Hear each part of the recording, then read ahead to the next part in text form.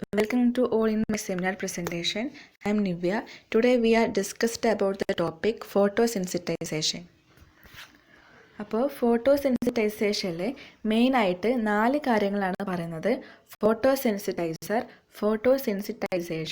ഫോട്ടോസെൻസിറ്റൈസ്ഡ് reactions and examples of photosensitized reactions.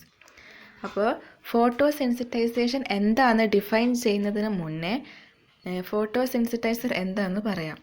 In some photochemical process, reaction between photoinsensitive reactants is brought about by the presence of a foreign inert substance.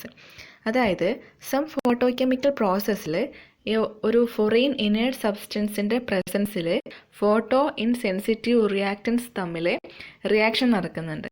അപ്പോൾ അതിനെയാണ് ഫോട്ടോസെൻസിറ്റൈസർ എന്ന് പറയുന്നത്. അപ്പോൾ ഈ ഫോട്ടോസെൻസിറ്റൈസർ ലൈറ്റിനെ absorb ചെയ്യുന്നുണ്ട്. ആ ഫിനോമിനയ്ക്കാണ് നമ്മൾ ഫോട്ടോസെൻസിറ്റൈസേഷൻ എന്ന് പറയുന്നത്. ഇവിടെ കൊടുത്തിട്ടുണ്ട് the phenomena of the photosensitizer absorb light. ഇവിടെ ഫോട്ടോസെൻസിറ്റൈസ്ഡ് എന്നാണ് കൊടുത്തിട്ടുള്ളത്, ഫോട്ടോസെൻസിറ്റൈസർ എന്നാണ്. Such reactions are called photosensitized reactions. അപ്പോൾ ഇങ്ങനെയുള്ള റിയാക്ഷൻസിനെയാണ് ഫോട്ടോസെൻസിറ്റൈസ്ഡ് റിയാക്ഷൻസ് എന്ന് പറയുന്നത്. Then sensitizer absorb light energy indirectly.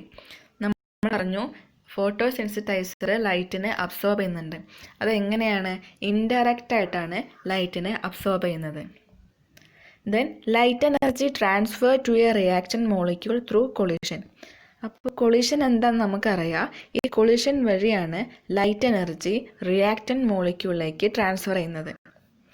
The general energy transfer mechanism of photosensitization involving a donor and acceptor. അപ്പോൾ എനർജി ട്രാൻസ്ഫർ മെക്കാനിസത്തിൽ മെയിനായിട്ട് 2 ഫാക്ടേഴ്സിനെയാണ് നമ്മൾ കൺസിഡർ ചെയ്യുന്നത്, ഡോണർ ആൻഡ് അക്സെപ്റ്റർ. ഡോണറിനെ ഡി എന്ന ലെറ്റർ കൊണ്ടും അക്സെപ്റ്ററിനെ എ എന്ന ലെറ്റർ കൊണ്ടും ഡിനോട്ട് ചെയ്യുന്നു.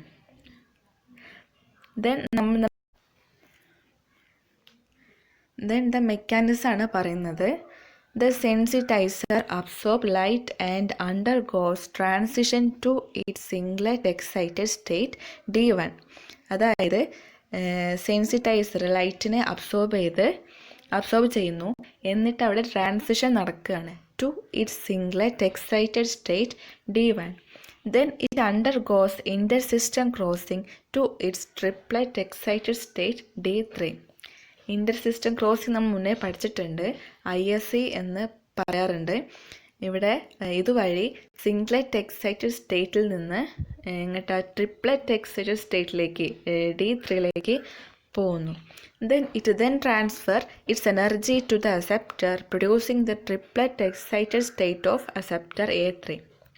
അതായത് ഡോണറിൽ നിന്ന് അക്സെപ്റ്ററിലേക്ക് എനർജി ട്രാൻസ്ഫർ ചെയ്യുമ്പോൾ അവിടെ triplet excited state of acceptor A3 produce ചെയ്യുന്നു.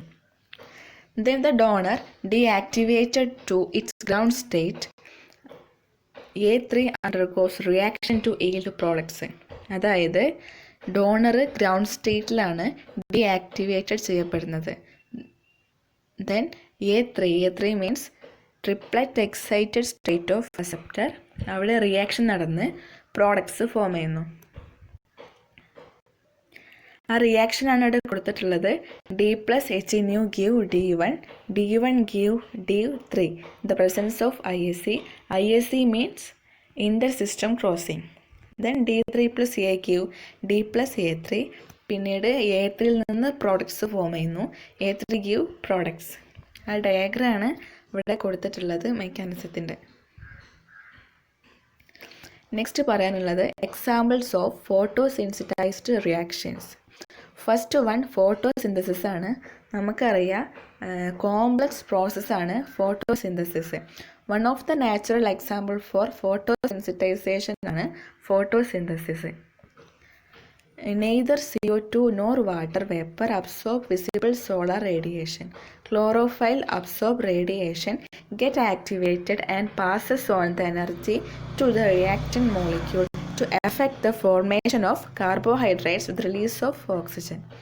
അതായത് carbon dioxide, water vapour and chlorophyll നമുക്കറിയാം the green pigment present in leaves ആണ്. അപ്പോൾ ഇവ മൂന്നിൻ്റെയും പ്രസൻസിൽ റേഡിയേഷനെ അബ്സോർബ് ചെയ്ത് ലീവ്സിൽ കാർബോഹൈഡ്രേറ്റ്സ് ഫോം ചെയ്യാണ്. വിത്ത് റിലീസ് ഓഫ് ഓക്സിജൻ കൊടുത്തിട്ടുള്ളത് chlorophyll plus H∧Q chlorophyll star.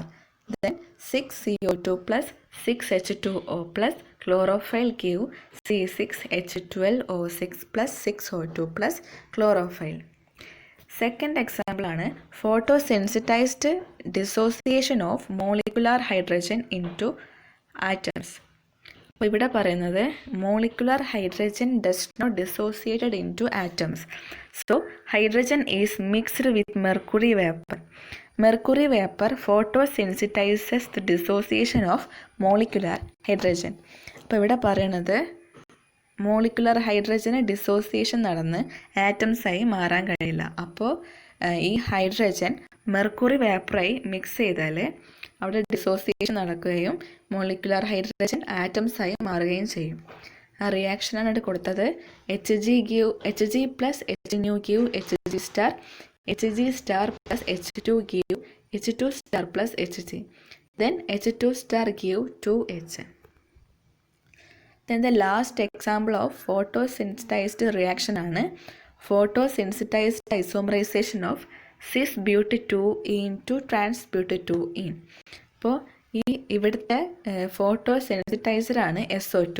ഈ SO2 ഐസോമറൈസേഷൻ ഓഫ് സിസ്-ബ്യൂട്ടറ്റൂയിനെ ഫോട്ടോസെൻസിറ്റൈസ് ചെയ്ത് ട്രാൻസ്-ബ്യൂട്ടറ്റൂയിൻ ആക്കി മാറ്റുകയാണ്.